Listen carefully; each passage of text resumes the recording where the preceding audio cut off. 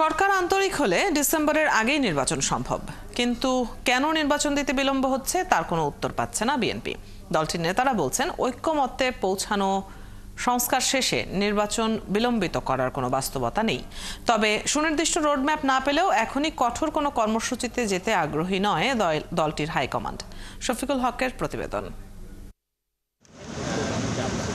প্রধান উপদেষ্টা ডক্টর মোহাম্মদ ইউনূসের সঙ্গে বৈঠকে আগামী জাতীয় সংসদ নির্বাচনের সময়, তারিখ বা সুনির্দিষ্ট রোডম্যাপ বিষয়ে স্পষ্ট হতে চেয়েছিল বিএনপি। যদিও গেল বুধবার যমুনায় প্রায় 2 ঘন্টার বৈঠকেও তার কোনো সুরাহা হয়নি।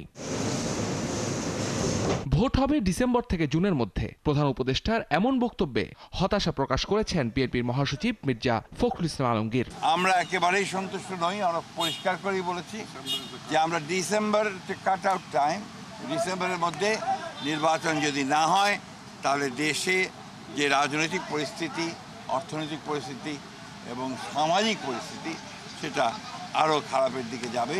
স্পষ্ট রোডম্যাপ না পেলেও বিএনপি নেতারা বলছেন, সংস্কারের বিষয়ে ঐক্যমত্যে পৌঁছে জাতীয় সনদ তৈরিতে খুব বেশি সময় লাগার কথা না। তার মধ্যে নির্বাচন কমিশনও প্রস্তুত। তাই নির্বাচন বিলম্বে বাস্তবতার সঙ্গে কোনো মিল পাচ্ছে না তারা। জাতীয় ঐক্যমত্যে সবাই মতামত দিয়ে ফেলেছে, সুতরাং এই ঐক্যমত তৈরি, এই বিষয়টা কোথায় কোথায় ঐক্যমত হয়েছে এটা করতে 1 মাসের বেশি সময় লাগার কোনো কারণ নেই। আর জাতীয় সনদ সই করতে আরেক সপ্তাহ লাগলো, সে 2 মাস লাগলো সব মিলিয়ে। এরপর তার কিছু থাকছে না। নির্বাচন কমিশন তো প্রস্তুত, তারা বলেই দিয়েছে। সুতরাং ডিসেম্বরের আগেও তো নির্বাচন হতে পারে। সুতরাং এই যে টাইম লাইনটা, এই টাইম লাইনের বাইরে যাওয়ার সুযোগটা কোথায়, কেন, এটার উত্তরটা পাচ্ছি না। যদিও ভোটের সময় নিয়ে সরকার প্রধানের বক্তব্যে একমত হতে না পেরে নেতিবাচক প্রতিক্রিয়া দেখালেও এখনই মাঠ পর্যায়ে বড় কোনো কর্মসূচিতে আগ্রহী নয় বলে জানান দলটির এই নীতি নির্ধারণী সদস্য। আমরা দেশে একটা শান্তিপূর্ণ পরিবেশ চাই।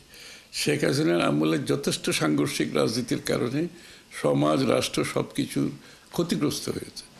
আমরা সেখান থেকে বেরিয়ে এসে আমরা একটা সহনশীল রাজনীতি, একে অপরের সাথে ভিন্নমত পোষণ করেও সম্মানজনক অবস্থানে আমরা যাতে একে অপরের সাথে সহ অবস্থান করতে পারি, সেটাই বিএনপির অবস্থা। সুতরাং আমরা চেষ্টা করছি সেই পথে চলার জন্য। নির্বাচন গণতন্ত্রের বাহন উল্লেখ করে যারা এটি বিলম্বিত করছেন তাদের উদ্দেশ্য ভিন্ন বলেও মনে করেন এই বিএনপি নেতা। অনির্বাচিতভাবে দেশ পরিচালনা করতে গেলেই তো প্রশ্ন উঠবে, তাহলে তো আমরা ওই শেখ হাসিনার কথাই, একই কথা, যে আমি এটা করছি, আমি সেটা করছি, ভালো কাজ করছি। শফিকুল হক, ৭১, ঢাকা।